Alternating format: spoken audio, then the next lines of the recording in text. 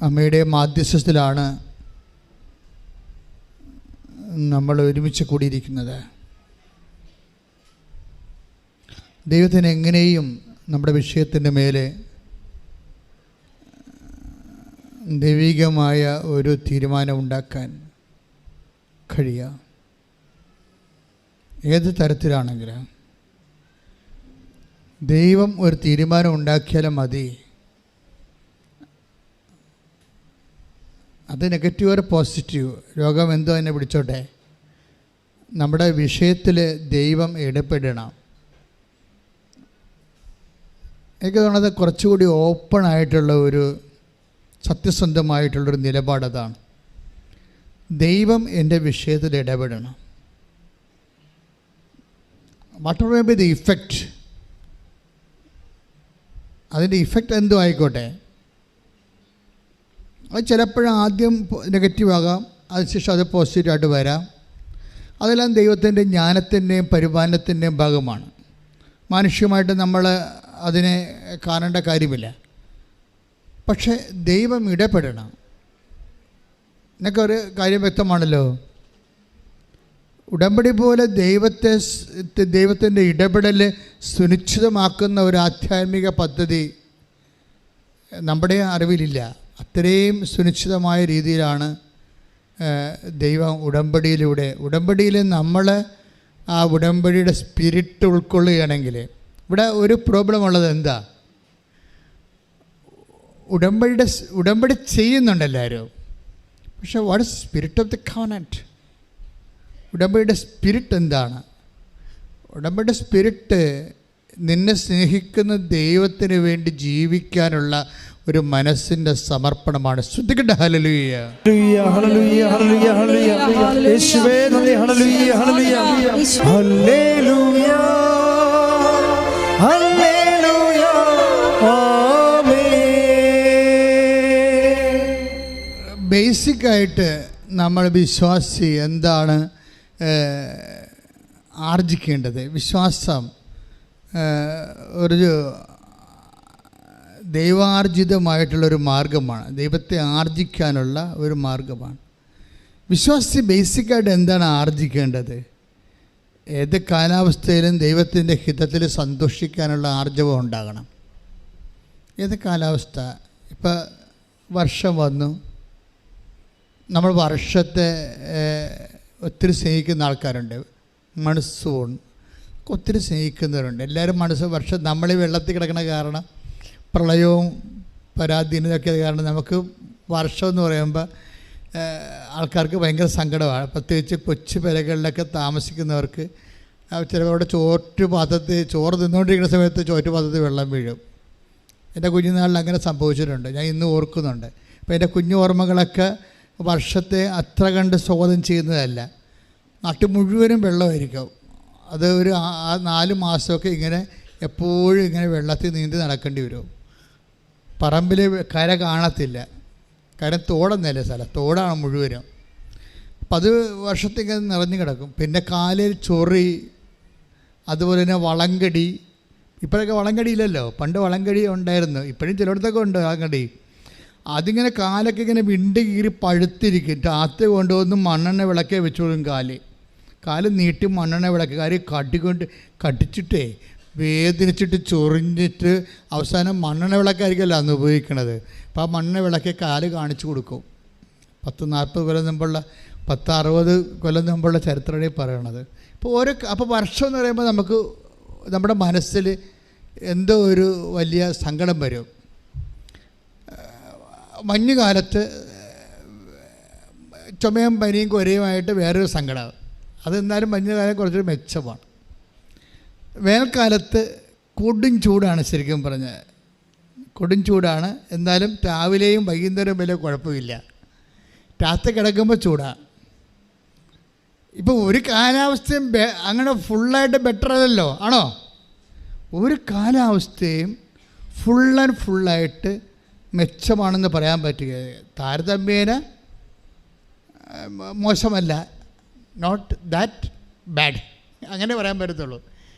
ജീവിതം ഇതുപോലെ തന്നെയാണ്. ജീവിതത്തിൽ ഒരു കാലാവസ്ഥയും നിങ്ങൾ അതിൻ്റെ അനുഭവങ്ങളെയാണ് ഫോക്കസ് ചെയ്യണമെന്നുണ്ടെങ്കിൽ കാലാവസ്ഥകൾ എല്ലാം നമ്മളെ തൃപ്തിപ്പെടുത്തുന്നില്ല. അനുഭവങ്ങളെയാണ്, ഒരു നല്ല അനുഭവത്തിന് വേണ്ടിയാണ് നമ്മൾ ജീവിതത്തിൻ്റെ വിഷയങ്ങളെ ഫോക്കസ് ചെയ്യണമെങ്കിൽ will not be that satisfied. നമുക്കത്രയും സന്തോഷമുണ്ടാകണമെന്ന് നിർബന്ധമില്ല. വചനം പറയണത് what may be the climate change ചെയ്താലും നിങ്ങൾ ദൈവത്തിൽ, നിങ്ങളുടെ മനസ്സ് ദൈവത്തിലായിരിക്കണമെന്നാണ്. അതാണ് ബൈബിൾ പറയണത്. ഓരോ കാലങ്ങൾ. നടപടി പുസ്തകം 17:25. ശ്രുതികട ഹല്ലേലൂയ. അപ്പോസ്തല പ്രവർത്തനങ്ങൾ 17-ാം അധ്യായം 26-27 തിരുവചനങ്ങൾ. ഭൂമുഖം മുഴുവൻ വ്യാപിച്ചു വസിക്കാൻ വേണ്ടി. ഒന്ന് പറഞ്ഞേ, ഭൂമുഖം മുഴുവൻ വ്യാപിച്ചു വസിക്കാൻ വേണ്ടി അവിടുന്ന് ഒരുവനിൽ നിന്ന് എല്ലാ ജനപദങ്ങളെയും സൃഷ്ടിച്ചു.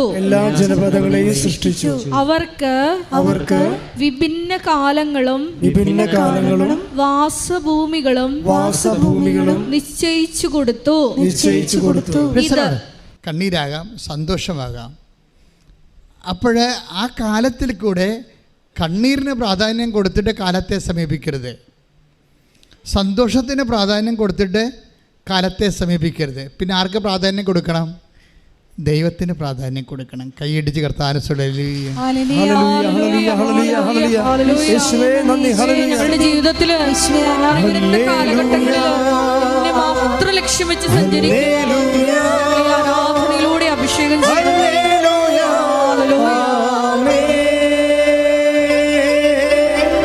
നമ്മുടെ യോഹന്നാൻ്റെ സുവിശേഷത്തിൽ 11:37, യോഹന്നാൻ 11:37 ലാസറിൻ്റെ ശവകുടീരത്തിൻ്റെ വാതിൽക്കൽ നിന്ന് കരയുന്ന ക്രിസ്തുവിനെ കാണിക്കുന്നുണ്ട്. ബൈബിളിലെ ഏറ്റവും ചെറിയ വാക്കാണത്. Then Jesus wept. നമ്മൾ താബോർ മലയിൽ കർത്താവ് ശിഷ്യന്മാരുടെ കൂടെ താബോർ മലയുടെ മുകളിലേക്ക് കയറി യാക്കോബ്, യോഹന്നാൻ, പത്രോസ് 3 പേരുടെ കൂടെ പ്രാർത്ഥിച്ചതാണ് അച്ഛൻ വായിച്ച് നമുക്ക് രാവിലെ കുർബാനയ്ക്ക് പറഞ്ഞു തന്നത്. ആ സമയത്ത് എൻ്റെ മനസ്സിൽ വന്നത് എന്താണെന്നറിയാമോ? ഞാനീ താബോർ മലയിൽ കർത്താവ് പ്രാർത്ഥിച്ച സ്ഥലത്ത് പോയിട്ടുണ്ട്. ഒരു 1.5 മണിക്കൂറോളം ഞാൻ അവിടെ നിന്നിട്ടുണ്ട് പ്രാർത്ഥിച്ചുകൊണ്ട്. എൻ്റെ കൂട്ടത്തിലുണ്ടായിരുന്നവരെ വിട്ടിട്ട് ഞാൻ മാറി വേറെ സ്ഥലത്ത് നിന്ന് താബോറിൻ്റെ എല്ലാ മുക്കിലും മൂലയിലും മുകളിലെ മലകളിലെ കുറച്ച് സ്ഥലം, ഒരു 2 ഏക്കർ 1 ഏക്കർ സ്ഥലം മാത്രമേ ഒരു പരന്ന സ്ഥലമുള്ളൂ. പള്ളിയാണ്. കർത്താവ് രൂപാന്തരപ്പെട്ട സ്ഥലത്ത് വലിയൊരു ദേവാലയമാണ്. അതിനകത്ത് മോശയും ഏലിയായും കർത്താവിൻ്റെ അപ്പുറത്തും ഇപ്പുറത്ത് നിൽക്കുന്ന മനോഹരമായ ചിത്രങ്ങൾ പെയിൻറ്റ് ചെയ്തിട്ടുണ്ട്. പക്ഷെ നമ്മളെ പുറത്ത് വരുമ്പോൾ എൻ്റെ മനസ്സിൽ വന്നത് അതിൻ്റെ ഇടതുവശത്തേക്കാണ് ന്യായം എന്നൊരു സ്ഥലമുള്ളത്. അപ്പോൾ ഞാൻ ശരിക്കും പറഞ്ഞാൽ അതാ ഓർത്തത് അവിടെ വെച്ച്.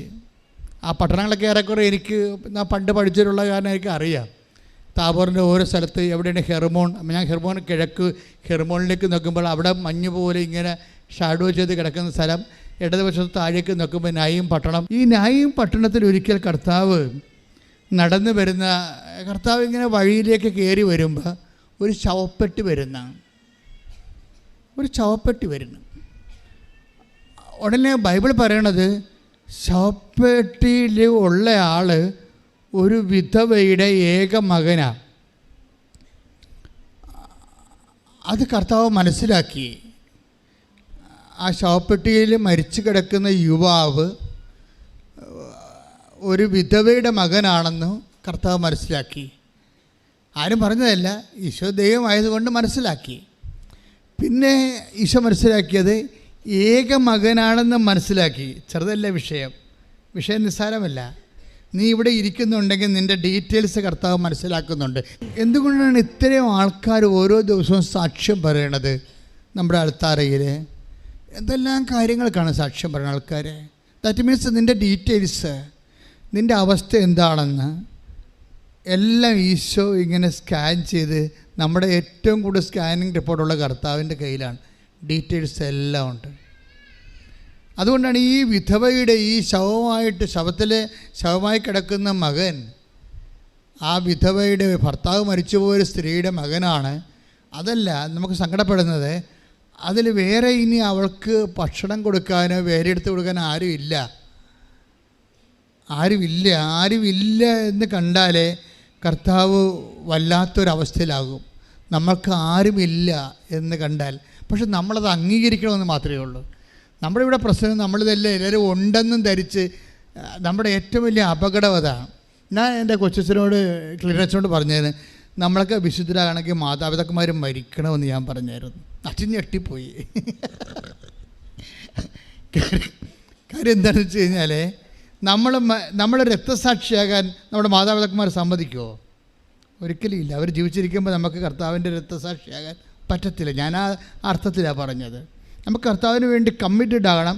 അവസാനം രക്തസാക്ഷ്യത്തിലേക്ക് വരുന്ന ഒരു സമയം വന്നാൽ നമ്മുടെ ബന്ധുക്കളും സ്വന്തപ്പെട്ടവരൊക്കെ നമ്മളെ അതിൻ്റെ അകത്ത് നിന്ന് പിന്തിരിപ്പിക്കും. നിനക്ക് പത്രോസിനെ പോലെ പറഞ്ഞില്ലേ, നിനക്കിത് സംഭവിക്കാതിരിക്കട്ടെ.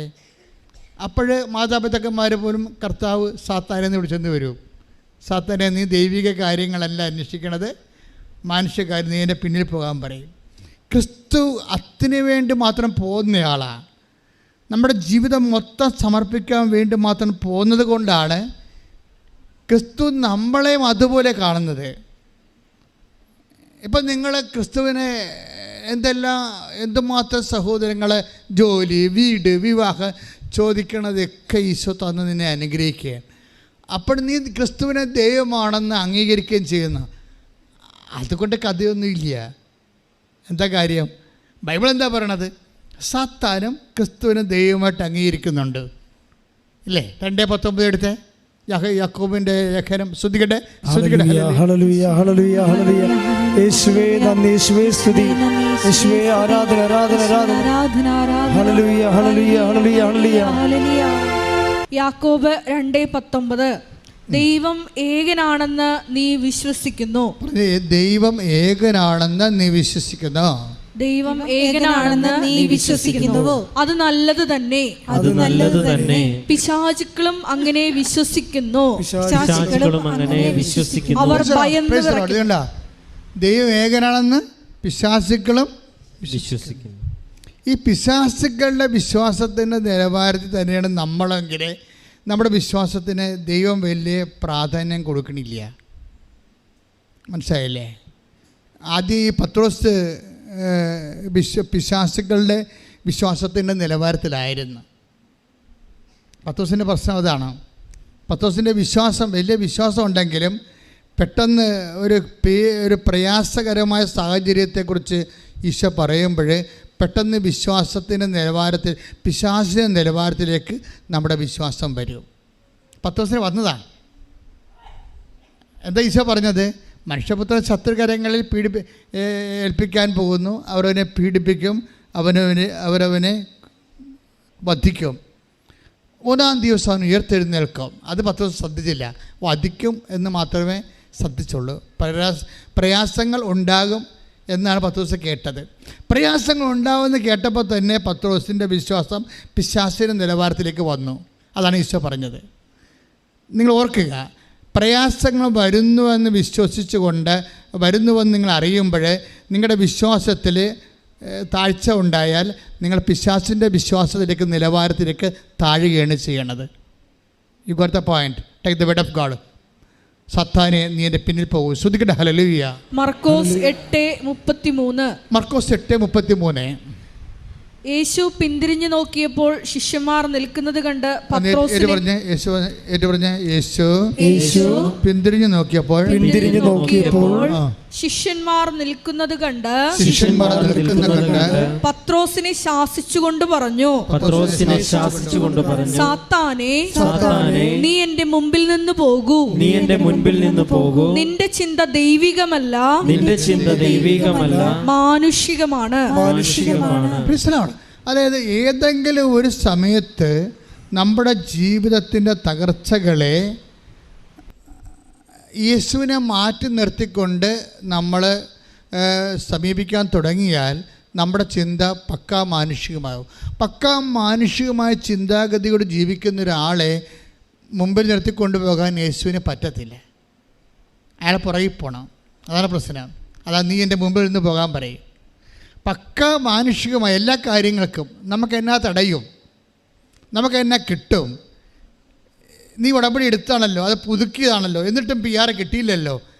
അപ്പോൾ അതിനോട് എന്തുകൊണ്ട് നീ പ്രത്യക്ഷിക്കുന്ന പ്രാർത്ഥനയിൽ എഴുന്നേക്കാൻ താമസിച്ചു പോയാൽ നീ സ്വാഭാവികമായിട്ടും വിശ്വാസത്തിൽ നിന്ന് പിന്തിരിഞ്ഞു. കാരണം മനസ്സിലായില്ലേ?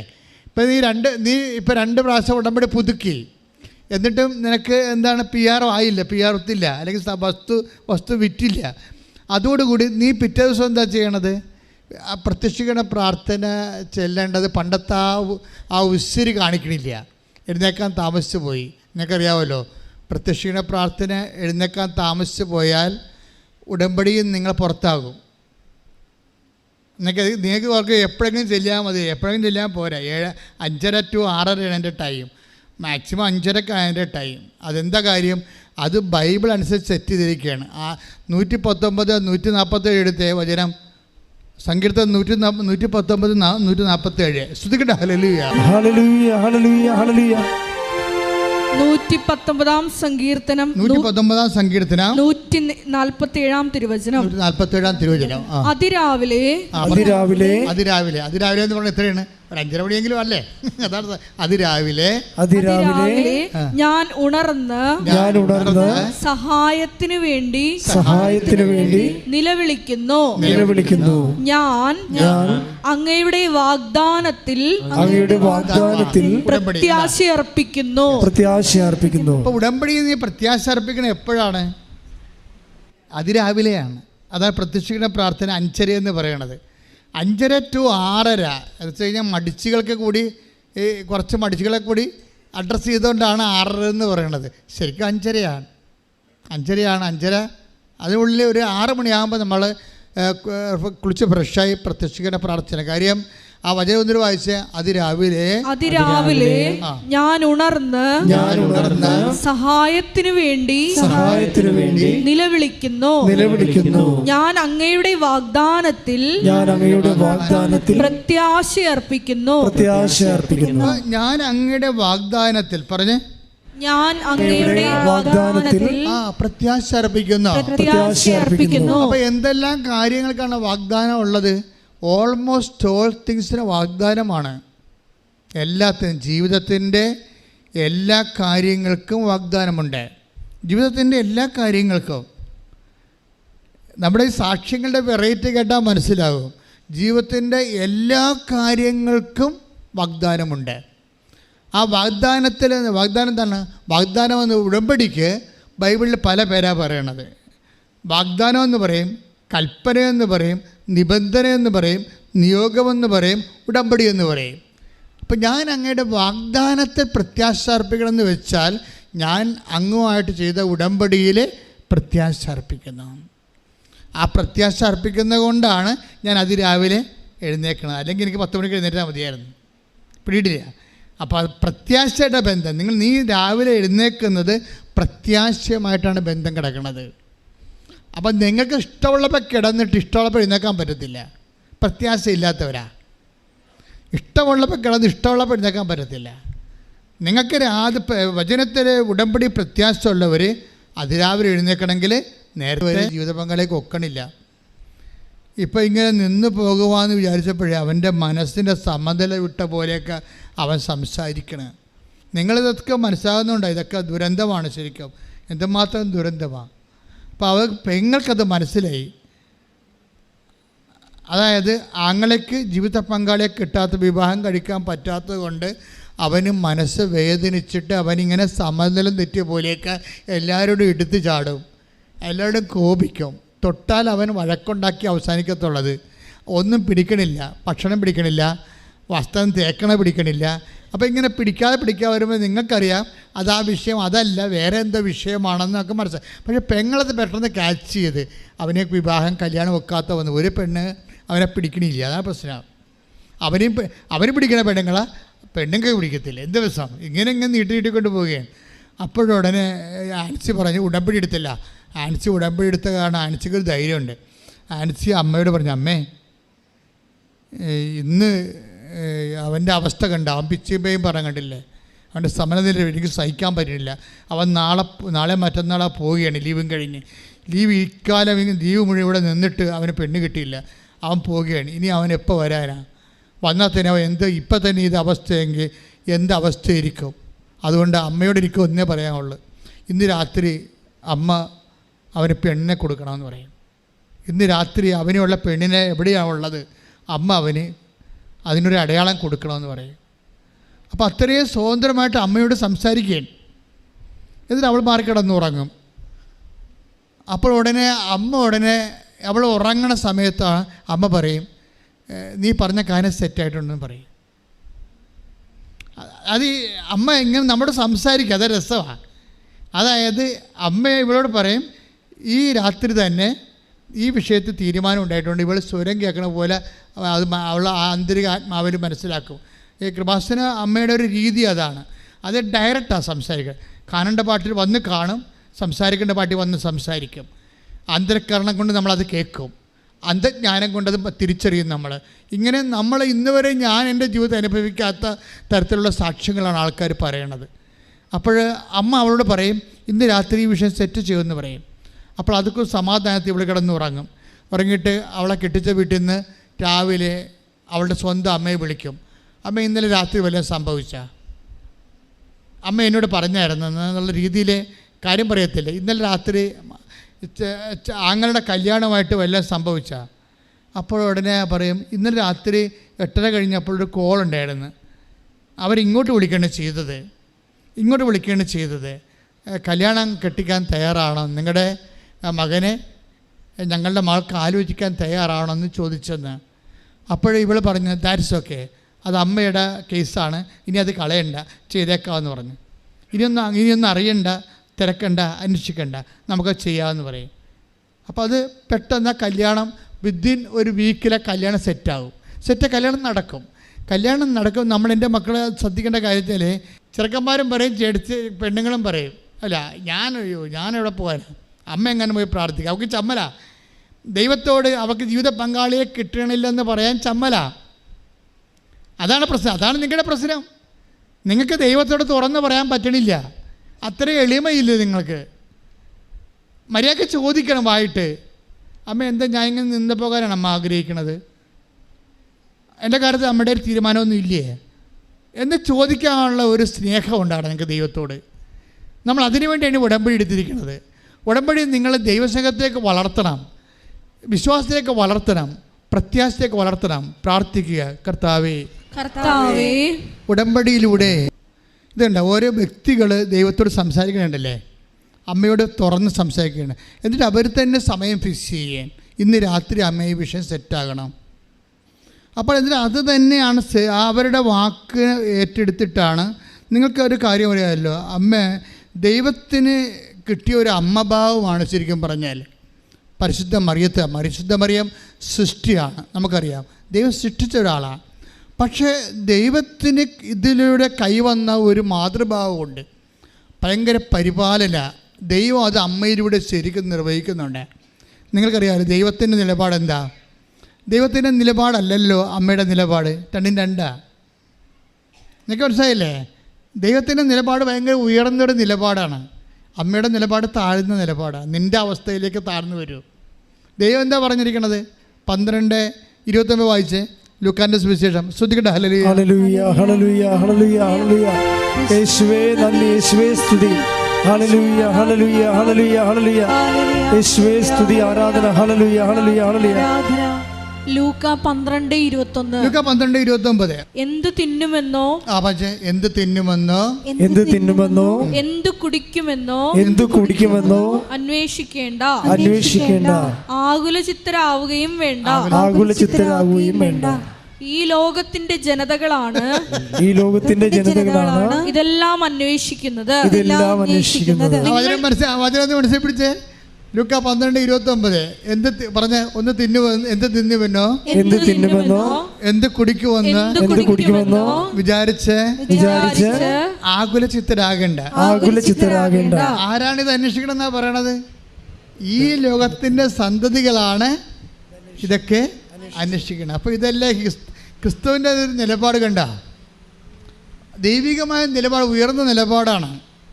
ഈ നിലപാടുള്ള ആളിൻ്റെ അടുത്ത് എന്നിട്ടാണ് പറയണത് അവർക്ക് വീഞ്ഞില്ലെന്ന്. മനസ്സിലായില്ലേ? ഈ നിലപാട് എന്താണ്? എന്ത് തിന്നുമെന്നോ എന്ത് കുടിക്കുമെന്നോ ചിന്തിച്ച് ആകുലപ്പെടേണ്ട. പിന്നെ ആരാണത് അന്വേഷിക്കണത്? ഈ ലോകത്തിൻ്റെ സന്തതികളാണ്. അപ്പോൾ എന്താണ്? അമ്മ ഈ ലോകത്തിൻ്റെ സന്തതിയായിട്ട് താന്നുകൊണ്ടാണ് നമുക്ക് വേണ്ടി അഡ്വക്കേറ്റ് ചെയ്യണത്. അത് മനസ്സിലായില്ലേ? അതായത് നിങ്ങളിത് കൃത്യമായിട്ട് മനസ്സിലാക്കണം. ദൈവികമായൊരു നിലവാരമെന്ന് പറയുന്നത് ദൈവത്തിൻ്റെ നിലപാട്. ഞാനിപ്പോൾ ഒരു അമ്മയില്ലായിരുന്നെങ്കിൽ ശരിക്കും പറഞ്ഞാൽ ക്രിസ്തീയത ജീവിതത്തിൻ്റെ സമ്മർദ്ദങ്ങളോട് മുഖം തിരിച്ച് നിൽക്കേണ്ടി വന്നേനാ. പറഞ്ഞ മനസ്സിലായില്ലേ? കാര്യം എന്താണ്? എന്ത് കുടിക്കുമെന്നോ എന്ത് തിന്നുമെന്നോ വിചാരിച്ചുകൊണ്ട് നിങ്ങൾ ആകുലചിത്തരാകേണ്ട. ലോകത്തിൻ്റെ സന്തതികളാണിതെല്ലാം അന്വേഷിക്കുന്നത്. ആ എന്ത് കുടിക്കുമെന്ന് പോലും ആകുലചിത്തരാകേണ്ട എന്ന് പറയുന്ന ആ ദൈവത്തിൻ്റെ മുഖത്ത് നോക്കിയിട്ടാണ് അവർക്ക് വീഞ്ഞില്ല എന്ന് പറയണത്. മനസ്സിലായ? അപ്പോൾ രണ്ട് വിഷയമാണ് ഇദ്ദേഹത്തെ ബ്രാൻഡഡ് ആകണത്. അതായത് ദൈവത്തിൻ്റെ നിലപാടിൽ എന്ത് കുടിക്കുമെന്ന് എപ്പോഴും ആകുലപ്പെട്ടുകൊണ്ടിരിക്കുന്ന ആൾക്കാർ, എന്ത് ഭക്ഷിക്കുമെന്ന് ആകുലപ്പെട്ടുകൊണ്ടിരിക്കുന്ന ആൾക്കാർ ഒന്ന് ഉത്കണ്ഠാകുലരാണ്. ഉത്കണ്ഠാകുലരായതുകൊണ്ട് തന്നെ അവർ ലോകത്തിൻ്റെ സന്താനങ്ങളാണ്. അവർക്ക് വിശ്വാസമില്ല എന്നാണ് എൻ്റെ അർത്ഥം. ഇതാണ് ദൈവത്തിൻ്റെ മൈൻഡ് സെറ്റ്. ഈ ദൈവത്തിൻ്റെ മൈൻഡ് സെറ്റിനെ കൗൺട്രാക്ട് ചെയ്തുകൊണ്ടാണ് അമ്മ നമ്മുടെ കണ്ണുനീര് കർത്താവിൻ്റെ തിരുസന്നിധി സമർപ്പിക്കുന്നത്. 2012 നഴ്സിംഗ് പാസ് ഔട്ട് ചെയ്ത ആളാണ്.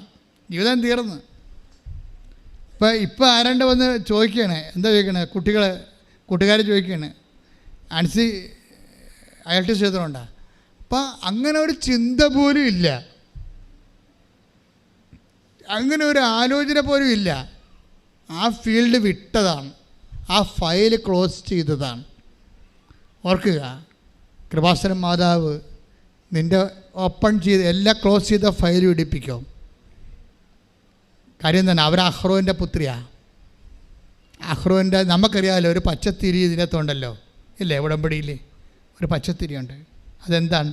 പ്രളയം കഴിഞ്ഞു എന്ന് നിന്നോട് പറയുകയാണ്.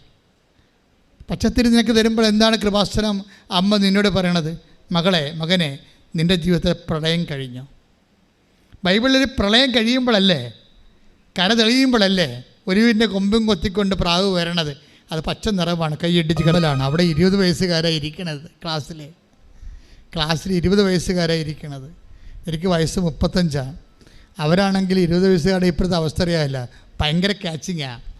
അവർ നല്ല ഇംഗ്ലീഷ് മീഡിയം സ്കൂളിൽ പഠിച്ചിട്ടല്ലേ എപ്പോഴാന്നാണ് അവർ സായിപ്പിനെ പോലെ ഇംഗ്ലീഷ് പറയണത്. ഇവിടെ കുറേ വർഷം കഴിഞ്ഞ് ഗ്യാപ്പ് വിട്ട് ടച്ച് വിട്ട് പോയിരിക്കുകയാണ്. അപ്പോൾ വളരെ പുറകിലെ ആളായത് കാരണം മുമ്പിൽ കൊണ്ടുവരാൻ, മുമ്പിൽ ഇവരുടെ കൂടെ കോമ്പീറ്റ് ചെയ്യാൻ കോൺഫിഡൻസ് ഇല്ല. പക്ഷേ മദർ കോൺഫിഡൻസ് കൊടുക്കും.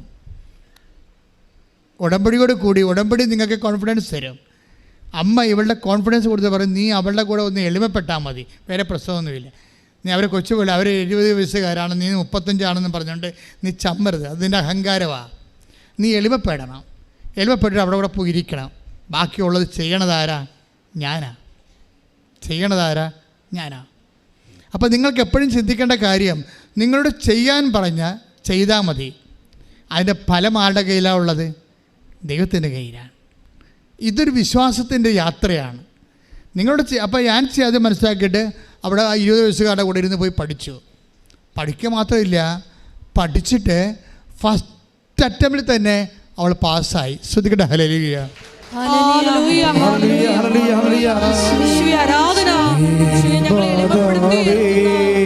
കാരണത്തിന് നന്ദി പറയുന്നു. നീ എന്നാശ്രയം ഏതു നേരത്തും മേരി മാതാവേ, എന്റെ നല്ലമ്മേ, നീ എന്നാശ്രയം ഏതു നേരത്തും. പരിശുദ്ധ പരമദിവ്യകാരുണ്യത്തിന് ആരാധനയും സ്തുതിയും പുകഴ്ചയും ഉണ്ടായിരിക്കട്ടെ. അമ്മ നമ്മുടെ ജീവിതമാണ് നോക്കുന്നത്. മനസ്സിലായില്ലേ? നിൻ്റെ ജീവിതം, നിൻ്റെ അവസ്ഥ, നിൻ്റെ കണ്ണ് നിറയുന്നുണ്ടോ? നിൻ്റെ കൺകോളിൽ ഒളിച്ചിരിക്കുന്ന കണ്ണുനീര് കാണുന്ന അമ്മയുടെ സൗഹൃദമാണ് നമുക്ക് ഉടമ്പടി നൽകുന്നത്. അതുകൊണ്ടാണ് എൻ്റെ മക്കളോട് ഞാൻ പറയുന്നത്, നിങ്ങൾ അമ്മയെപ്പോലെ വിശ്വാസത്തിലും പ്രത്യാശയിലും ദൈവസ്നേഹത്തിലും ഉടമ്പടിയിൽ അങ്ങ് മുഴുകണം. അങ്ങനെ മുഴുകിയ ദൈവം ഓൺലൈനാണ്. ആൻസി പരീക്ഷയൊക്കെ പാസ്സാക്കി കഴിഞ്ഞിട്ട് എൻ്റെ അടുത്ത് വരും. ഇവിടെ എല്ലാവരും പ്രാർത്ഥിക്കുമല്ലോ, IELTSകാരെയും വിസ വരാത്തവരെയും ഓഫർ ലെറ്റർ വന്നവരെയും പൈസ കൊടുത്തവരെയും പ്രതിസന്ധിയിലായവരെയും എല്ലാവരെയും നേരത്തെ പ്രാർത്ഥിക്കണം. ഇപ്പം ആൻസി പറയണത്, ആൻസിയുടെ തലയെ കൈ വെച്ചിട്ട് ഞാൻ ഇവളുടെ പാസ്പോർട്ട് കൊണ്ട് ഞാൻ അമ്മയെടുത്ത് കൊടുക്കും. പാസ്പോർട്ട് കൊടുക്കുമ്പോൾ അമ്മ 4 എന്ന് എന്നോട് പറയും. അപ്പം ഞാൻ ഇവിടെ വന്നിട്ട് പറയും, ആൻസി 4:14 അമ്മ പറയുന്നുണ്ട്. അപ്പോൾ കുഴപ്പമുള്ള കേസല്ലേ ഇത്, നീ വെയിറ്റ് ചെയ്യാൻ പറഞ്ഞു. ഞാൻ പ്രാർത്ഥിച്ച് 4:14 എന്ന് അമ്മ പറയുന്നുണ്ട്. അപ്പോഴത് അവളത് അമ്മ പറയണത് വിശ്വസിച്ചോ. നമുക്കറിയാം, ഇവിടെ വെക്കുമ്പോൾ നമുക്ക് മനസ്സിൽ കർത്താവ് എനിക്കൊരു ബോധ്യം തരും. അപ്പോൾ ഞാനത് അവരോട് പാസ് ചെയ്യും. അപ്പം 4:14 അമ്മ പറയുന്നുണ്ട്, വെയിറ്റ് ചെയ്യാൻ പറയും. അപ്പോൾ എന്താ വെച്ചാൽ പൊട്ടക്കേസല്ലേ ഇത്. നിങ്ങൾക്ക് ലോറി, പഴയ ലോറിയൊക്കെ അല്ലേ, 5 ടൺ ലോറിയൊക്കെ ഓടിക്കുമ്പോൾ അത് മെക്കാനിക് സ്റ്റിയറിങ്ങാണ്. അതൊക്കെ ഇങ്ങനെ സ്റ്റിയറിങ് പിടിച്ച് വളക്കണമെങ്കിൽ ഡ്രൈവറിൻ്റെ 18 മസിലും നമുക്ക് കാണും, പുറത്ത് കാണിക്കാതെ. ഇപ്പോഴങ്ങനെയല്ല, ഇപ്പോഴേ പവർ സ്റ്റിയറിംഗ് അല്ലേ, അതിങ്ങനെയല്ലേ കാണിക്കത്തുള്ളവർ അല്ലേ. അപ്പം അതുപോലെ തന്നെ പ്രെയർ പവർ സ്റ്റിയറിങ്ങിലാക്കണം. കുറച്ച് കഴിയുമ്പോൾ ഇത് അഭിഷേകമാകും. ഇപ്പോൾ ആൻസിയുടെ ഒരു സാക്ഷ്യം കേട്ടപ്പോൾ എനിക്ക് തോന്നിയത്, ആൻസിക്ക് ഭയങ്കര പേടിയാണ് വണ്ടി ഓടിക്കാൻ ഭയങ്കര പേടിയാണ്. വിറക്കും, പിന്നെ വിറക്കും, പല പ്രശ്നങ്ങളാണ്. പക്ഷേ ഒരു പ്രാവശ്യം ഈ ഉടമ്പടി എടുത്ത് കഴിഞ്ഞതിന് ശേഷം ഇവൾ ഈ പ്രത്യക്ഷിക്കുന്ന പ്രാർത്ഥന അഭിഷേകമായിട്ട് കിട്ടും. പുസ്തകം നോക്കാതെ തന്നെ നമ്മൾ ഓട്ടോമാറ്റിക്കായിട്ട് എന്തെങ്കിലും ഇഷ്യൂ വന്ന ഉടനെ പ്രത്യക്ഷിക്കുന്ന പ്രാർത്ഥന വായിന്ന് വരും. അതിന് അഭിഷേകം എന്ന് പറയണത്. നമുക്ക് എന്തെങ്കിലും ഇഷ്യൂ വന്നാൽ, നമ്മളൊരു പ്രഗ്നൻസിയിൽ മകളുടെ പ്രസവത്തിന് പോയി നിൽക്കുകയാണ്. അപ്പോൾ അവളെ ഓപ്പറേഷൻ തിയേറ്റർ കയറ്റി. അപ്പോൾ അമ്മ പുറത്ത് നിൽക്കുകയാണെങ്കിൽ ഓട്ടോമാറ്റിക്കായിട്ട് ആരും പറയണ്ട, പ്രത്യക്ഷിക പ്രാർത്ഥനയും വിശ്വാസ പ്രമാണവും സ്വർഗസ്ഥനായ പിതാവും നന്മ പറഞ്ഞ് വരെയൊക്കെ ഓട്ടോമാറ്റിക്കായിട്ട് വരും. അതിനാണ് അഭിഷേകം എന്ന് പറയുന്നത്. അതിനാണ് പവർ പ്രയറിൻ്റെ പവർ സ്റ്റിയറിംഗ് എന്ന് പറയും. അങ്ങനെ ആയിക്കഴിഞ്ഞാൽ നിങ്ങൾ രക്ഷപ്പെട്ടു. ഇപ്പോൾ ഇവളെ സംബന്ധിച്ചിടത്തോളം ഇവളെ പറയണത്, ഞാൻ ഇത്രയും പേടിച്ച് വേർത്തും ഭയപ്പെട്ടുമൊക്കെയാണ് ഞാൻ വണ്ടി എടുത്തുകൊണ്ടിരുന്നത്. പക്ഷേ ഞാൻ ഇപ്പോഴേ വണ്ടിയെ താക്കോൽ ഇട്ട് തിരിക്കുമ്പോൾ തന്നെ എൻ്റെ മനസ്സിൽ അറിയാതെ ഞാൻ പ്രത്യക്ഷ പ്രാർത്ഥന ചൊല്ലിക്കൊണ്ടിരിക്കുകയായിരിക്കും. പക്ഷേ ഞാനത് കുറച്ച് ഞാൻ മനസ്സിലാക്കണത്, ഞാൻ പ്രത്യക്ഷ പ്രാർത്ഥന ചൊല്ലിക്കൊണ്ടിരിക്കുകയായിരിക്കുമല്ല എന്ന്. അപ്പോൾ ഭയമെല്ലാം പോയി. പ്രയർ അഭിഷേകമായി കഴിഞ്ഞാൽ ഭയം പോകും. ഭയത്തെ കളയാൻ ഏറ്റവും നല്ല കാര്യം. ഇപ്പോൾ എന്ത് വിഷയമായാലും നിങ്ങളിത് അഭിഷേകമായി ഒന്ന് പ്രാർത്ഥിച്ചേ. കർത്താവ് ദൈവമേ, പ്രത്യക്ഷീകരണ പ്രാർത്ഥനയും അനുബന്ധ പ്രാർത്ഥനകളും അഭിഷേകമാകാൻ എന്നെ ആശീർവദിക്കണമേ. ശ്രദ്ധിക്കട്ടെ. ഹല്ലേലൂയ, ഹല്ലേലൂയ, ഹല്ലേലൂയ, ഹല്ലേലൂയ, ഹല്ലേലൂയ, ഹല്ലേലൂയ, ഹല്ലേലൂയ, ഹല്ലേലൂയ, ഹല്ലേലൂയ, ഹല്ലേലൂയ.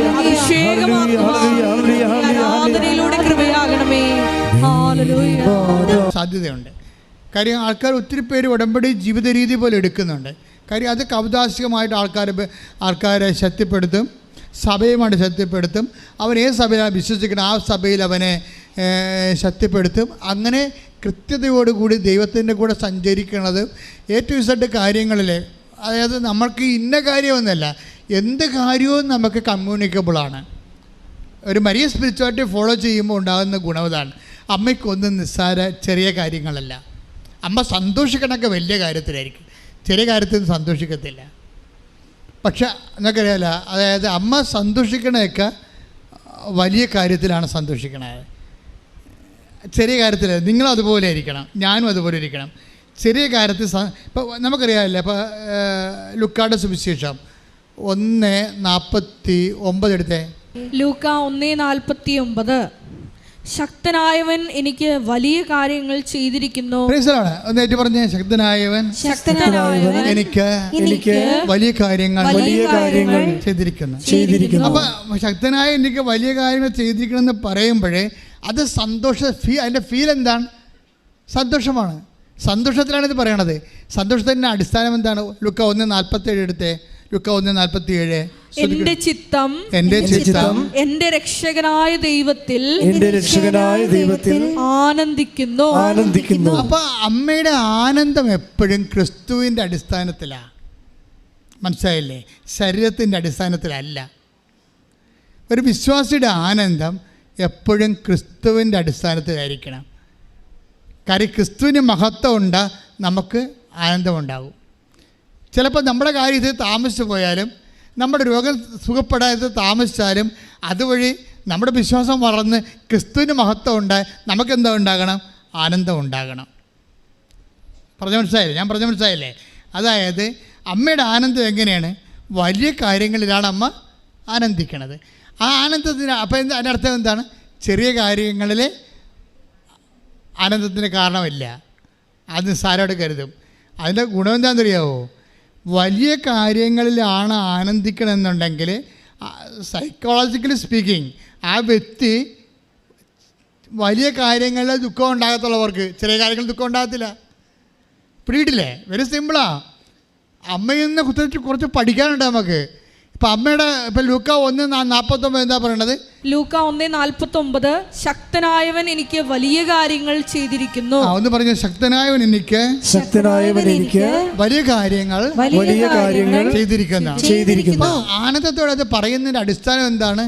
ലൂക്ക 1:47 എന്താണ്?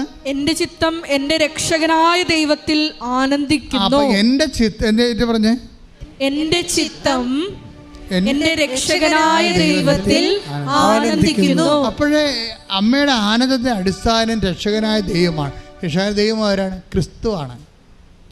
ക്രിസ്തുവിലുള്ള ആനന്ദമാണ് എല്ലാ വിഷയത്തിൻ്റെ ആനന്ദമായാലും ദുഃഖമായാലും അമ്മയുടെ ആത്മീയതയുടെ അടിസ്ഥാനം ക്രിസ്തുവാണ്. അപ്പോൾ ക്രിസ്തുവിൽ മാത്രം ആനന്ദിക്കുന്ന കാരണം വലിയ കാര്യങ്ങൾ മാത്രമേ അമ്മയെ സന്തോഷിപ്പിക്കാൻ പറ്റത്തുള്ളൂ. ദാറ്റ് മീൻസ് ചെറിയ കാര്യങ്ങളിൽ അമ്മയ്ക്ക് സന്തോഷം അത്ര കണ്ട് പ്രാധാന്യം ഇല്ല എന്നുണ്ടെങ്കിൽ അതുപോലെ തന്നെ എനിക്ക് അമ്മയുടെ ദുഃഖത്തിൻ്റെ നിലവാരവും. ചെറിയ കാര്യങ്ങളൊന്നും ദുഃഖിക്കത്തില്ല. നിങ്ങളിങ്ങനെ ആവശ്യമില്ലാതൊക്കെ മോങ്ങിക്കൊണ്ട് നടക്കുന്നതിൻ്റെ അർത്ഥം. ക്രിസ്തീയ ജീവിതം അങ്ങനെയാണ്, മനസ്സിലായില്ലേ? പട്ടിമോങ്ങണ പോലെ കാണണം എല്ലാത്തും. ഇപ്പോൾ ഒരു പെണ്ണ് നേരത്തെ പറഞ്ഞ് എൻ്റെ മകള് ലൈൻ അടിച്ചവൻ്റെ കൂടെ പോയെന്ന് പറഞ്ഞു. ഞാൻ പറഞ്ഞു നല്ല കാര്യമെന്ന്. എന്താ കാര്യം? നിനക്കിന് ഇപ്പം എൻ്റെ അവന് ചെറുക്ക സംസ്കാരം. ഇതാണ് ഈ പറഞ്ഞതിൻ്റെ അർത്ഥമല്ല. ക്രിസ്തുവിനെ സ്വീകരിച്ച് ക്രിസ്തുവിനെ അടിസ്ഥാനമാക്കി മുന്നേറുന്ന മറിയത്തിൻ്റെ ജീവിത സമീപനങ്ങൾ നമ്മളെ സുവിശേഷ പക്വതയിലേക്ക് നയിക്കും. കൈയടിച്ച് കർത്താവ്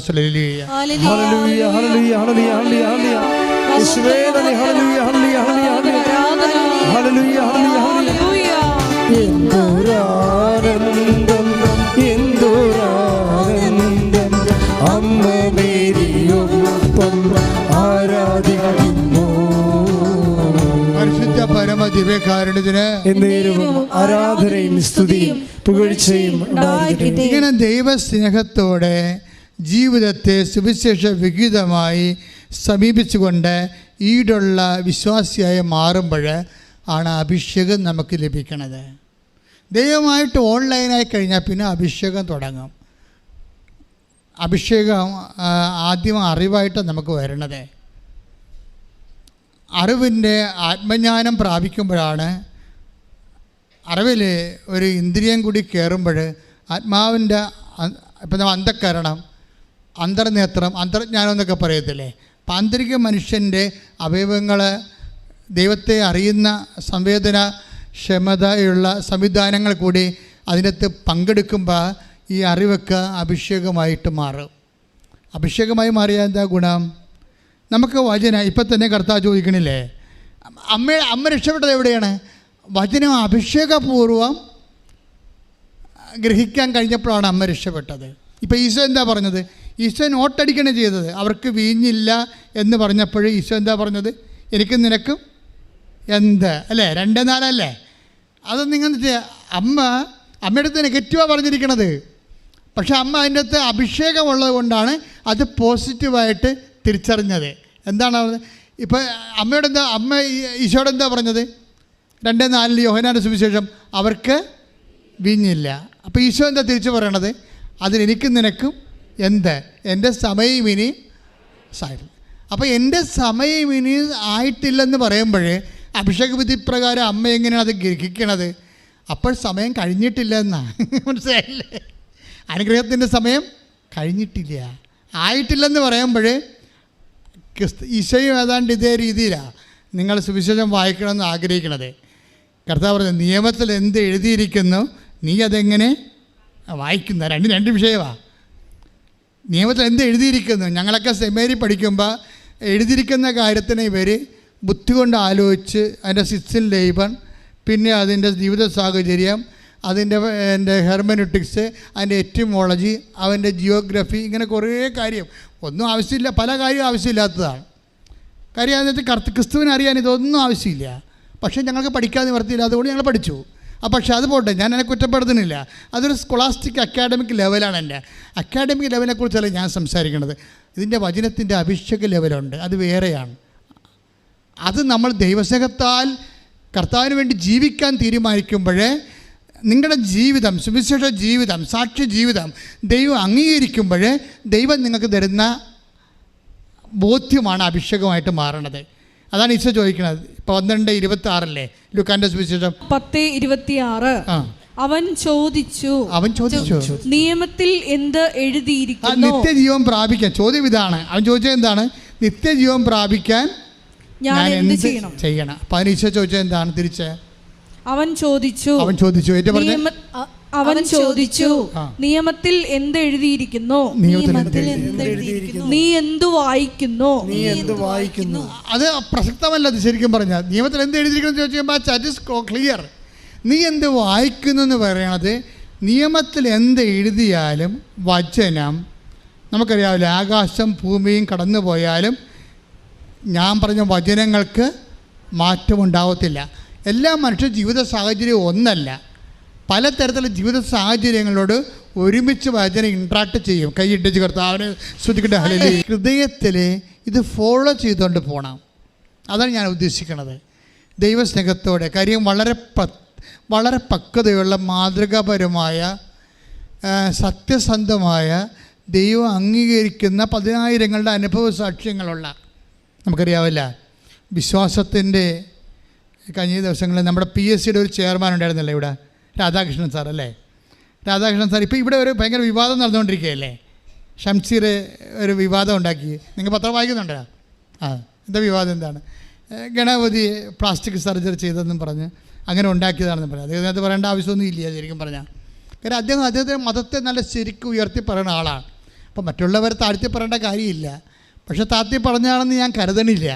എന്താ കാര്യത്തിന്? അദ്ദേഹവും ഞാനുമായിട്ടൊരു മീറ്റിംഗ് ഉണ്ടായിരുന്നു കഴിഞ്ഞ ഒരു മാസം മുമ്പ്, അദ്ദേഹം അധ്യക്ഷനായിട്ട്. അപ്പോൾ അദ്ദേഹം അന്ന് ഉദ്ഘാടനമായിട്ട്. അപ്പോൾ അന്ന് ഷംസീർ പറഞ്ഞത്, ബഹുമാനപ്പെട്ട സ്പീക്കർ പറഞ്ഞത് മുഴുവനും ശാസ്ത്ര കാര്യങ്ങളാണ് പറഞ്ഞത്, AI കുറിച്ചാണ് പറഞ്ഞത്. അപ്പോൾ അവളുടെ നേച്ചറാണത്. എല്ലാ സ്ഥലങ്ങളിലും പോയി കുഞ്ഞുങ്ങളിലും ശാസ്ത്രീയ ബോധം ഉണ്ടാക്കാൻ വേണ്ടി പുള്ളി സംസാരിക്കും. പുള്ളി എവിടെ സംസാരിച്ചാലും ശാസ്ത്രത്തിൻ്റെ ഒരു പങ്ക് അതിനകത്ത് ഉണ്ടാകും. ആ രീതിയിൽ പറഞ്ഞു പോയതാണ് സംഭവം. അല്ല പുള്ളി മോശം ഉദ്ദേശിച്ച് ഏതെങ്കിലും ഒരു മതത്തെ ഉപദ്രവിക്കണമെന്ന കാര്യത്തിൽ പറഞ്ഞതല്ല. പുള്ളി അങ്ങനെ ശാസ്ത്രീയമായിട്ടാണ് കാര്യങ്ങളൊക്കെ അവതരിപ്പിക്കേണ്ട രീതിയാണത്. പക്ഷേ എന്താ പറ്റിപ്പോയെന്ന് വെച്ച് കഴിഞ്ഞാൽ പുള്ളിക്കാരൻ ഒരു നല്ല അദ്ദേഹത്തിൻ്റെ മതത്തിൽ സുന്ദരമായിട്ട് വിശ്വസിക്കുന്ന ആളാണ്. അപ്പോൾ മറ്റുള്ളവരുടെ മതത്തിന് അങ്ങനെ സംസാരിക്കുമ്പോൾ ഈ സാധനം തന്നെ പ്രധാനമന്ത്രി പണ്ട് പറഞ്ഞിട്ടുണ്ട് സെമിനാറിൽ, സെയിം തിങ്. അന്ന് ആർക്കും പ്രശ്നം ഉണ്ടായിരുന്നില്ല. കാര്യം സ്വന്തം വീട്ടിലുള്ള ഒരു അമ്മയൊക്കെ പറഞ്ഞാലും മക്കളെ തല്ലിയാലും മക്കൾക്ക് പ്രശ്നമുണ്ടോ? ഇല്ല. അതാണ് പ്രശ്നം. അപ്പോൾ ഇത് പറയുമ്പോൾ ഉത്തരവാദിത്തപ്പെട്ട സ്ഥലത്തിരിക്കുന്നവർ സൂക്ഷിക്കേണ്ടതാണ്. പക്ഷേ അതിൻ്റെ കമൻറ്റ് വായിക്കുമ്പോൾ നമുക്കൊരു മനസ്സിലാവും. കമൻറ്റ് താഴെ ഈ വിഷയത്തിൻ്റെ താഴെ കമൻറ്റുകളുണ്ട്. എന്താണ് അവസാനം വന്നപ്പോൾ എന്താ വന്നത്? ശാസ്ത്രം ഒരു സ്ഥലത്ത്, പിന്നെ എന്താണ് മിത്ത് അല്ലെങ്കിൽ വിശ്വാസം എന്ന് പറഞ്ഞ രീതിയിൽ ആ രീതിയിലാക്കി കളഞ്ഞ ആൾക്കാർ ഒരു സ്ഥലത്ത്. ഇപ്പോൾ ഭയങ്കര കോമ്പറ്റീഷനായിരുന്നു ഇവിടുത്തെ. അപ്പോൾ അതിനകത്ത് ഒരു കമൻറ്റ് ഇതാണ്, അതായത് ശാസ്ത്രം എന്ന് പറഞ്ഞാൽ എന്താ? അമ്മ പറയാണ് ഇതാണ് നിൻ്റെ അപ്പനെന്ന് പറയണത് നമ്മുടെ വിശ്വാസം. അതാണ് വിശ്വാസം എന്ന് പറയണത്. അമ്മ പറയണത് ഇതാണ് നിൻ്റെ അപ്പൻ. ഞാൻ കുഞ്ഞുനാൾ പോലെ അപ്പനെന്ന് വിശ്വസിച്ച് പോവുകയെ, അതാണ് എൻ്റെ വിശ്വാസം. പക്ഷേ എനിക്കൊരു സംശയം തോന്നിയപ്പോൾ ഞാൻ DNA ടെസ്റ്റിന് പോയി. അപ്പോൾ എനിക്ക് മനസ്സിലായി ഇത് അപ്പനല്ലെന്ന്. അത് ശാസ്ത്രം. കമൻറ്റ് അതായത് ഈ മനുഷ്യൻ കേരളം ഒത്തിരി സാക്ഷരത വളർന്നു. അപ്പോൾ എല്ലാ വിഷയങ്ങൾക്കും ആൾക്കാർക്ക് റെസ്പോണ്ട് ചെയ്യാൻ പറ്റും. അപ്പോൾ ഞാൻ വിചാരിച്ചത് എന്താ, അപ്പോൾ ഞാനിത് കമൻറ്റ് നോക്കിയപ്പോൾ അമ്മ പറഞ്ഞത് വിശ്വാസം, DNA ടെസ്റ്റ് നടത്തിയപ്പോൾ അല്ലെന്ന് തെളിഞ്ഞത് ശാസ്ത്രം. അപ്പോൾ ഇവിടെ ഒരു വിഷയം വരാൻ പോണത്, DNA ടെസ്റ്റ് നടത്താൻ ആഗ്രഹമുള്ള ആർക്കാണ്? അപ്പനെ സംശയമുള്ള ആൾക്കാരല്ലേ? നമുക്ക് സൃഷ്ടിച്ച ദൈവമാണെന്നൊരു സംശയവും നമുക്കില്ലല്ലോ, ഇല്ലേ? അപ്പനെ സംശയമുള്ള ആൾക്കാർ DNA ടെസ്റ്റ് നടത്തും. യുക്തി കൊണ്ട് കാര്യങ്ങളെ കാണാൻ പോകുന്ന ആൾക്കാർ ദൈവത്തിൻ്റെ കാര്യത്തിൽ പോലും ശാസ്ത്രം ഉപയോഗിക്കും. ദൈവം ശാസ്ത്രത്തിന് പരിധി വരുന്ന സബ്ജക്റ്റ് അല്ല. ദൈവം ശാസ്ത്രത്തിന് പരിധി വരുന്ന സബ്ജക്റ്റ് അല്ല. എന്താ കാര്യം വെച്ച് കഴിഞ്ഞാൽ ദൈവം വിശ്വാസത്തിൻ്റെ പരിധി വരുന്ന സബ്ജക്റ്റാണ്. അതുകൊണ്ട് രാധാകൃഷ്ണൻ പറഞ്ഞിരിക്കുന്നത്, രാധാകൃഷ്ണൻ സാറ് PhD ചെയർമാനാണ്, വിശ്വാസികളുടെ അടിസ്ഥാനം എന്താണ്? അനുഭവങ്ങളാണെന്ന്. അനുഭവങ്ങളാണ് ഈ ഓരോ മതത്തെയും നിലനിർത്തുന്നതും അതിനെ ഉയർത്തുന്നതുമെല്ലാം ആ വിശ്വാസികളുടെ അനുഭവങ്ങളാണ്. അനുഭവങ്ങൾ സംസാരിച്ചോളും. ഇപ്പോൾ കത്തോലിക്ക സഭയുടെ നിലപാടെന്താണ്? അനുഭവമാണെങ്കിൽ പോലും അത് ശാസ്ത്രീയമായിരിക്കണമെന്നാണ്. അതാണ് സഭ, അതാണ് കൃപാസനം ഹോൾഡ് ചെയ്യണത്. അതാണ് അതുകൊണ്ടാണ് ഞാൻ നമ്മുടെ കൃപാസനത്തിൻ്റെ അനുഭവമാണെങ്കിൽ പോലും അത് ശാസ്ത്രീയമായിരിക്കണം. അതുകൊണ്ട് നമ്മുടെ ഡിസ്ക്ലൈമർ നോക്കിയാൽ മതി. നിങ്ങൾ കൃപാസനം പത്രത്തിന് താഴെ ഒരു അറിയിപ്പുണ്ട്. നിങ്ങളിവിടെ സാക്ഷ്യം പറഞ്ഞാൽ അത് തെളിയിക്കാനുള്ള ഉത്തരവാദിത്തം സാക്ഷ്യം പറയുന്ന ആളിനാണ്. തരിമണിസ് എന്താണ്? അത് എവിഡൻസ് എന്ന് പറയും. നമുക്കറിയാമല്ലോ, അതായത് ഒരു വിഷയത്തിന് അതിൻ്റെ ഇപ്പോൾ ഉദാഹരണം എന്താണ്? അനുമാനം നമ്മളെല്ലാവരും അനുമാനത്തിൽ എത്തിച്ചേരുക. അനുമാനം എന്ന് പറയും, ഇൻഫറൻസ് എന്ന് പറയും. ഇപ്പം നമുക്കറിയാം നമ്മുടെ വിശ്വാസത്തിൽ പോലും ഈ സാക്ഷ്യത്തിൽ പോലും ഉള്ള എന്താ വർക്ക് ചെയ്യണത്? അനുമാനങ്ങളാണ് വർക്ക് ചെയ്യണത്. ചില ആൾക്കാർക്ക് തൊട്ടനുഭവമുണ്ട്, ചില ആൾക്കാർക്ക് കണ്ടനുഭവങ്ങളുണ്ട്. അവരോടത് മാറാൻ പറഞ്ഞാൽ മാറുക. പെടൽ പോയാലും അവർ നിൽക്കും, ഇല്ലേ? മണിപ്പൂർ പെടൽ ചെത്തിയെടുത്തിട്ടും ആ കാട്ടിക്കിടന്ന് അലരിയ പറഞ്ഞ കണ്ടല്ലേ? അതാണ് വിശ്വാസം. അമ്മയെ തൊടാൻ പറ്റുക? നിങ്ങളുടെ തോക്കിനോ നിങ്ങളുടെ വാളിനോ ഒരു വിശ്വാസിയുടെ നെഞ്ചത്തിട്ട് ഒന്നും ചെയ്യാനില്ല. ഈ ശരീരം കുത്തിക്കയറാൻ തരും. അപ്പോഴാണ് ഈശോ പറഞ്ഞത്, destroy this temple, I will rebuild in 3 days. അതാണ് വിശ്വാസം. ഇത് ഈശോ തന്നെ പറഞ്ഞില്ലേ, നീ ദേവാലയം നശിപ്പിക്കുക, തൻ്റെ ശരീരത്തെക്കുറിച്ച് ഞാൻ അത് 3 ദിവസം കൊണ്ട് പുനരുദ്ധരിക്കാം. അപ്പോൾ വിശ്വാസം എന്ന് പറയണത് പുനരുദ്ധാനത്തിൻ്റെതാണ്. ഏത് തകർച്ച ചെയ്യുന്നു അവൻ പുനരുദ്ധരിച്ച് വരും. ഏത് തകർച്ച ചെയ്യുന്നു. ഇപ്പോൾ മണിപ്പൂരെ സംബന്ധിച്ചിടത്തോളം വളഞ്ഞു വെച്ച് ആക്രമിക്കുന്നു. ഇപ്പം തന്നെ അവിടുത്തെ ബിഷപ്പ് പറയുന്ന എതിരായിട്ടാണ് കർദിനാൾ പറയണത്. കർദിനാൾ ഓൾസോൾഡ് പറയുന്നത് അത് വർഗീയ വംശ സമരമാണെന്ന് പറയും. അവിടുത്തെ ബിഷപ്പ് പറയും അങ്ങനെയല്ല, വിശ്വാസികളെ വളഞ്ഞു വെച്ച് ഉപദ്രവിക്കുന്നുണ്ടെന്ന് പറയും. അപ്പം നമ്മൾ ആരെ വിശ്വസിക്കേണ്ടത്? ശരിക്കും പറഞ്ഞാൽ ഇപ്പം ഇതുപോലെ കൺഫ്യൂഷൻസ് ഉണ്ടാക്കി വരുന്നുണ്ട്. പക്ഷേ എന്ത് കൺഫ്യൂഷൻസ് ഉണ്ടായാലും കർത്താവ് കൺഫ്യൂഷൻ ഇല്ലാത്തൊരു കാര്യം പറഞ്ഞിട്ടുണ്ട്, ലോകത്തിൽ നിങ്ങൾക്ക് ഞെരുക്കങ്ങളുണ്ടാകും, ഇല്ലേ? എങ്കിലും ധൈര്യമായിരിക്കുവിൻ, ഞാൻ ലോകത്തെ കീഴടക്കിയിരിക്കുന്ന. വിശ്വാസിയെ സംബന്ധിച്ചിടത്തോളം യേശു ക്രിസ്തു ജീവനെ പുനരുദ്ധരിച്ചവനാണെങ്കിൽ അവൻ്റെ പുനരുദ്ധാനത്തെ വിശ്വസിച്ചുകൊണ്ട് കോടിക്കണക്കിന് മനുഷ്യരെ ഇന്ന് വരെ ജീവിച്ച് വന്നിരിക്കുന്നത് വിശ്വാസത്തിൻ്റെ കൂടെ അവൻ ജീവിക്കുന്നത് കൊണ്ടാണ്. അതുകൊണ്ട് ഈശോ പറഞ്ഞു, I will be with you unto the last. അന്ത്യം വരെ ഞാൻ നിങ്ങളുടെ കൂടെ ഉണ്ടാകും. അത് കാട്ടിലാണെങ്കിൽ കാട്ടിൽ, മലയടിവാരത്തിലാണ് മലയടിവാരത്തിൽ, കടലിൽ. I will not in any way disown you. ഞാൻ നിന്നെ ഒരു കാലത്തും നിന്നെ പുറന്തള്ളുകയില്ല. എൻ്റെ സഹോദരങ്ങൾ എന്നെ ശ്രദ്ധിക്കണം. നിങ്ങൾക്കിവിടെ പാല്, അതുപോലെ തന്നെ കഞ്ഞ്, വഴിയൾട്ടേഴ്സ്, വസ്തു വിൽപ്പന, ജോലി, വീട്, വിവാഹം എന്നും കൊന്നും നിങ്ങളിതെല്ലാം കിട്ടുമ്പോൾ ഇതാണ് ക്രിസ്തുവെന്ന് നിങ്ങൾ ധരിക്കരുത്. ഇതെല്ലാം ക്രിസ്തുവിൻ്റെ നിങ്ങളുടെ സ്നേഹമാണ്. പക്ഷെ നിങ്ങൾക്ക് ക്രിസ്തുവിനോട് സ്നേഹം ഉണ്ടെങ്കിൽ അത് ഇതിലല്ല തീർക്കേണ്ടത്. അത് നിങ്ങൾ ക്രിസ്തുവിന് വേണ്ടി നിത്യതയെ സ്നേഹിച്ചുകൊണ്ട് ക്രിസ്തുവിന് വേണ്ടി ജീവിക്കാൻ തീരുമാനിച്ചുകൊണ്ടാണ്. ശ്രുതിക്കട്ടെ, ഹല്ലേലൂയ, ഹല്ലേലൂയ, ഹല്ലേലൂയ, ഹല്ലേലൂയ, ഹല്ലേലൂയ. യേശുവേ നന്ദി, ഹല്ലേലൂയ, ഹല്ലേലൂയ. അപ്പുറത്ത് ഹല്ലേലൂയ, ഹല്ലേലൂയ, നിന്നെ ലക്ഷ്യമിച്ച് ജീവിക്കുവാൻ ഹല്ലേലൂയ, ഹല്ലേലൂയ, ഹല്ലേലൂയ. ഞങ്ങളെ ഓരോരുത്തരെയും ഹല്ലേലൂയ. നിത്യസ്നേഹമോർക്കുമ്പോൾ, വൻ കൃപകളോർക്കുമ്പോൾ എങ്ങനെ സ്തുതിക്കാതിരുന്നിടും. ആ കരുതലോർക്കുമ്പോൾ, വൻ ത്യാഗമോർക്കുമ്പോൾ എങ്ങനെ വാഴ്ത്താതിരുന്നിടും. യേശുവേ,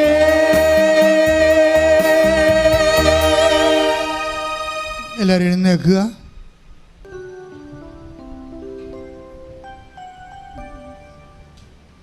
പരിശുദ്ധ പരമദിവ്യകാരുണ്യത്തിന് എന്നേരവും ആരാധനയും സ്തുതിയും പുകഴ്ചയും ഉണ്ടായിരിക്കട്ടെ. പരിശുദ്ധ പരമദിവ്യകാരുണ്യത്തിന് എന്നേരവും ആരാധനയും സ്തുതിയും പുകഴ്ചയും ഉണ്ടായിരിക്കട്ടെ. എൻ്റെ പ്രിയപ്പെട്ടവരെ, ഒത്തിരിയേറെ സാക്ഷ്യങ്ങൾ നമ്മൾ എല്ലാ ദിവസവും കേൾക്കുമ്പോൾ ഈ ആരാധന സമയങ്ങളിൽ ആരാധന എപ്പോൾ എവിടെ കൂടിയാലും അത് പങ്കെടുക്കുന്നവർ വിദൂരങ്ങളായിരിക്കുമ്പോൾ അവിടെ നൽകുന്ന ദർശനങ്ങളിലേക്ക് വിശ്വാസം നമ്മൾ അപ്ലൈ ചെയ്യുമ്പോൾ അവർക്ക് കർത്താവ് സൗഖ്യം കൊടുക്കുന്നതായിട്ട് കണ്ടുണ്ട്. അപ്പോൾ ഈ ആരാധനയെ കാണുന്ന പോലെ ഒരു പടമല്ല ശരിക്കും പറഞ്ഞാൽ. കുർബാനയൊക്കെ അർപ്പിക്കുമ്പോൾ കത്തോലിക്ക സഭയുടെ നിലപാട് കുർബാന ടി വിയിൽ കൂടുന്നതിനോട് സഭ എതിർപ്പാണ്. എൻ്റെ ടൈം കഴിഞ്ഞു. പിന്നെ ഷാലോമിലെ കുർബാനയുണ്ട്, അത് കിടപ്പ് രോഗികൾക്ക് വേണ്ടിയുള്ളതാണ്. കാര്യം കുർബാനയും നമ്മൾ കാണുന്നത് പടമാണ്. നമുക്കറിയാമല്ലോ, പിക്ചറിൽ എന്താ കാണുക, പിക്ചർ ട്യൂബ് എന്നല്ലേ പറയണത്, പിക്ചർ ട്യൂബ് എന്നല്ലേ പറയണത് ടി വിക്ക്, മറ്റേ മൊബൈൽ സ്ക്രീൻ എന്നല്ലേ പറയണത്. അപ്പം അതൊന്നും കുർബാനയല്ല ശരിക്കും പറഞ്ഞാൽ. പിന്നെ ലോക്ക്ഡൗണിൻ്റെ ഒരു കാലത്ത് നമുക്ക് വേറെ ഓപ്ഷൻ ഇല്ലാഞ്ഞതുകൊണ്ട് സഭ ഇത് അംഗീകരിച്ച പിക്ചർ തന്നെയാണത്, പടവാണ്, കുർബാനയല്ല. അതുകൊണ്ട് നിങ്ങൾ ആരും വിചാരിക്കരുത് മൊബൈലിലെ കുർബാന. ഇപ്പോൾ അറബി നാട്ടിലൊക്കെ താമസിക്കുന്നവരുണ്ട്, അവർ പിന്നെ കപ്പലിൽ കരകാണാതെ 6 മാസമൊക്കെ ജീവിക്കുന്നവരുണ്ട്. ആ കുർബാന സാധ്യമില്ല അവർക്ക് ഓപ്ഷനുണ്ട്. അവർക്ക് സഭ ഇതിനുള്ള അനുവാദം കൊടുത്തിട്ടുണ്ട്. നിങ്ങളുടെ മൊബൈലിൽ നെറ്റിലാണ് കുർബാന കൂടാൻ പറ്റണമെങ്കിൽ അങ്ങനെ കൂടുന്ന ആൾക്കാരുണ്ട്. പക്ഷേ ഫിസിക്കലായിട്ടാണ് ഇത് എപ്പോഴും കൂറേണ്ടത്. പക്ഷേ ഈ കുർബാന നമ്മളുടെ ഈ കൃപാസനം ആരാധനയിൽ ഇതൊരു പടമല്ല ശരിക്കും പറഞ്ഞാൽ. കാര്യം ഇത് ഏത് സമയത്ത് ആൾക്കാർ കൂടുമ്പോഴും ഒരു കൊല്ലം കഴിഞ്ഞാൽ 6 മാസം കഴിഞ്ഞ് 2 ദിവസം കഴിഞ്ഞാലും അപ്പോൾ ഇത് 2 മാസം കഴിഞ്ഞ് കൂടിയാലും ഒക്കെ ആൾക്കാർക്ക് വിശ്വാസമുള്ളവർക്ക് വിശ്വസിച്ച് അത് കൂടുന്നവർക്ക് ആ തത്സമയ അനുഭവങ്ങൾ കൊടുക്കുന്നുണ്ട്. അതുകൊണ്ട് തന്നെ നിങ്ങൾ വളരെ ശ്രദ്ധിച്ച് വേണം ഈ വിഷയം കൈകാര്യം ചെയ്യാൻ. എനിക്ക് പേടിയുണ്ട്, അതുകൊണ്ടാണ് ഞാൻ ഇത്രയും വിചാരിച്ചില്ല ദൈവം ഇങ്ങനെ ഇത്രയും വലിയ കാര്യങ്ങൾ ചെയ്യുമെന്ന്. ഇൻ്റർകോണ്ടിനെൻ്റൊക്കെ ആൾക്കാർ തളർവായ രോഗികൾ എഴുന്നേറ്റ് പോകുന്നുണ്ട്. നമ്മൾ സാക്ഷ്യങ്ങൾ നോക്കിയാൽ മതി, ആൾക്കാർ പറയുന്ന സാക്ഷ്യങ്ങൾ. അപ്പം അതുകൊണ്ട് തന്നെ എൻ്റെ മക്കളെ, ദൈവം നമ്മളെ നയിക്കുകയാണ്. ഈ മരിയൻ എന്ന് പറയുന്നത് വല്ലാത്ത ഒരു മാധ്യസ്ഥമാണ്. നമുക്കിപ്പോൾ കാനായിലെ കല്യാണത്തിന് ഇപ്പോൾ ഇന്ന് വ്യാഖ്യാനിച്ചപ്പോൾ പരിശുദ്ധാന പറഞ്ഞില്ലേ, എന്താണ് സമയമായില്ല എന്ന് പറയുമ്പോൾ അമ്മ അത് അഭിഷേകത്തെ വ്യാഖ്യാനിക്കണത് എന്താണ്, സമയം കഴിഞ്ഞിട്ടില്ല എന്നാണ്. അതാണ് സമയം കഴിഞ്ഞിട്ടില്ല, ക്രിസ്തുവിൻ്റെ മഹത്വത്തിൻ്റെ സമയം കഴിഞ്ഞിട്ടില്ല. അപ്പം അതിൻ്റെ ഏത് സമയത്തും അവിടെ നമുക്ക് ഫെയ്ത്ത് ഇൻവെസ്റ്റ് ചെയ്യാൻ പറ്റും. അത് വല്ലാത്ത ഇന്ന് വെളുപ്പിനാണ് ഇതിനെക്കുറിച്ച് അമ്മ എന്നോട് സംസാരിച്ചത്. സമയം കഴിഞ്ഞിട്ടില്ല എന്നാണ് അമ്മ അത് മനസ്സിലാക്കിയെന്ന്. അപ്പം അമ്മ ആ ഭാഗം എടുത്തു. പിന്നെ സമയം കഴിഞ്ഞിട്ടില്ലെങ്കിൽ പിന്നെ എന്നാ കുഴപ്പം, ഏത് സമയത്ത് വേണമെങ്കിലും അമ്മയ്ക്ക് ആപ്ലിക്കേഷൻ പ്ലേസപ്പ് ചെയ്യാൻ പറ്റും. വചനം അഭിഷേകപൂർവ്വം വായിക്കാൻ കർത്താവ് ചോദിച്ച പോലെ വചനത്തിൽ എന്ത് എഴുതിയിരിക്കുന്നോ നീ അതെങ്ങനെ വായിക്കുന്നു. നിനക്കും ആഫ്രിക്കയിലുള്ളവർക്കും അമേരിക്കയിലുള്ളവർക്കും ഒരു വചനമേ ഉള്ളൂ, പക്ഷെ അവർക്ക് വായന പലതരമാണ്. കാര്യം അവിടെ സിറ്റുവേഷൻസ് വളരെ വ്യത്യാസമാണ്. അപ്പോൾ ഓരോരുത്തരുടെ മനുഷ്യൻ്റെ ജീവിതം സിറ്റുവേഷൻസ് വ്യത്യാസമുള്ളതനുസരിച്ച് അവനൊരു പ്രൈവറ്റ് വായനയുണ്ട്. അതാണ് ഈശോ ചോദിക്കുന്നത്, നീ അതെങ്ങനെ വായിക്കുന്നു. നിനക്ക് വായിക്കാൻ ദൈവം എങ്ങനെയാണത് വ്യാഖ്യാനിച്ച് തന്നിരിക്കുന്നത്. വ്യാഖ്യാനം പരിശുദ്ധാത്മാവിൻ്റെതാണ്. വചനത്തിൻ്റെ ഒരു പ്രത്യേകത അതാണ്. വചനം എല്ലാം അനന്തമായ പൊട്ടൻസിയാണുള്ളത്. എല്ലാ ജനപദങ്ങൾക്ക് വേണ്ടി എല്ലാ കാലങ്ങളിലേക്കും കർത്താവിൻ്റെ സ്നേഹമായി വചനം നമ്മളിലേക്ക് വരികയാണ്. കൈയടിച്ച് കർത്താവിനെ സ്തുതിക്കുക.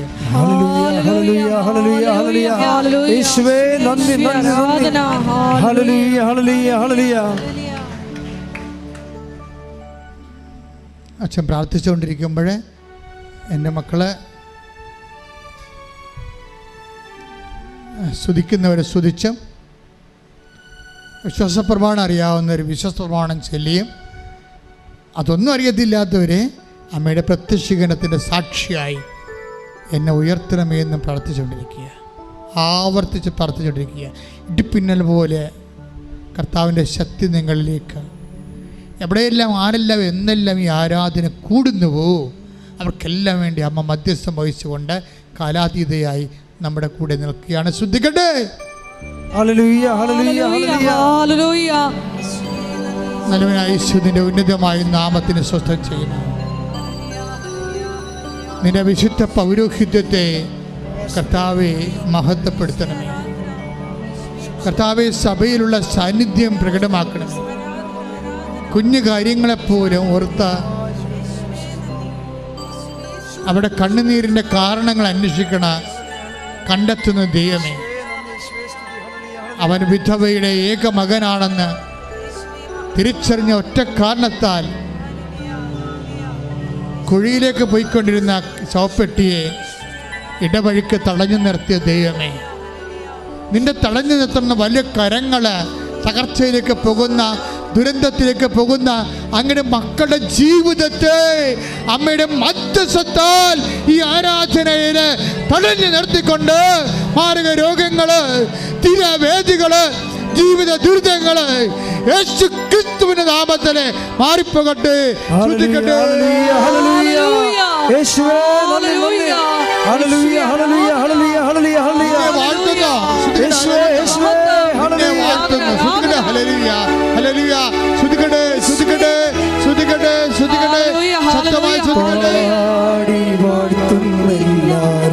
ഒരുമിച്ച് പാടുക. രക്തം പടരട്ടെ. ഞങ്ങളിപ്പോൾ ആർക്ക് വേണ്ടി പ്രാർത്ഥിക്കുന്നുവോ, ഞങ്ങളിപ്പോൾ ആർക്ക് വേണ്ടി പ്രാർത്ഥിക്കുന്നുവോ, ആരും മനസ്സിലോർക്കുന്നുവോ, അവരുടെ മേലും പരിശുദ്ധാത്മാവിനെ അയക്കണമേ. കർത്താവേ, അങ്ങയുടെ തിരുരക്തത്താൽ അവരെ തളിക്കണമേ. മാരക രോഗികൾ, തീരാവേദികൾ യേശുവിന്റെ നാമത്തിൽ മാറിപ്പോകട്ടെ. ഹല്ലേലൂയ ഹല്ലേലൂയ ഹല്ലേലൂയ ഹല്ലേലൂയ. യേശുവേ നന്ദി. ഹല്ലേലൂയ ഹല്ലേലൂയ ഹല്ലേലൂയ. പാടി വാഴ്ത്തുന്നെല്ലാരും പ്രിയനേ നിൻ സ്നേഹം ഓർക്കുന്നെല്ലാരും. ഒരുമിച്ച് പാടി വാഴ്ത്തുന്നെല്ലാരും പ്രിയനേ നിൻ സ്നേഹം ഓർക്കുന്നെല്ലാരും.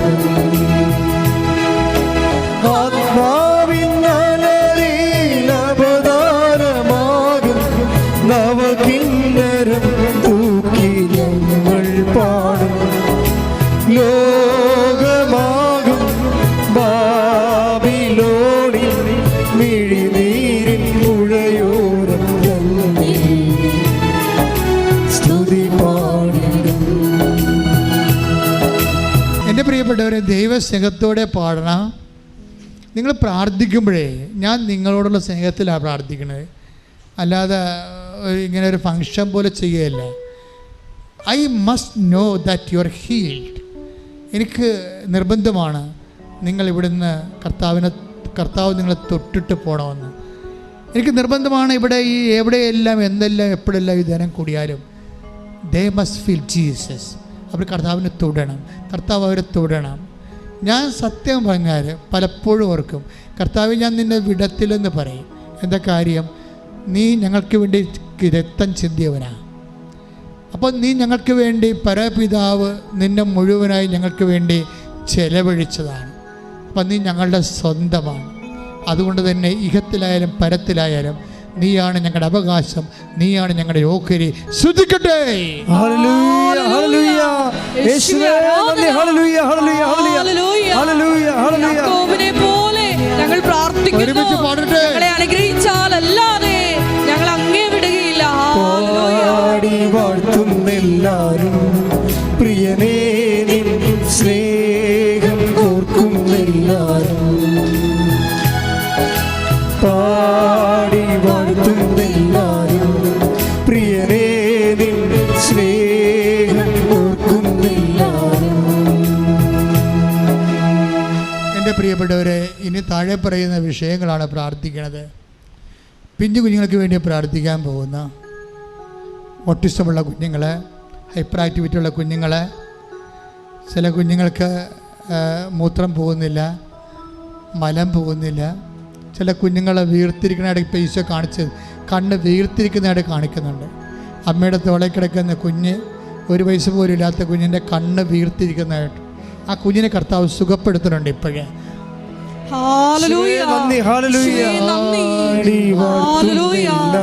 വ്യക്തിപരമായി കാണുന്നത്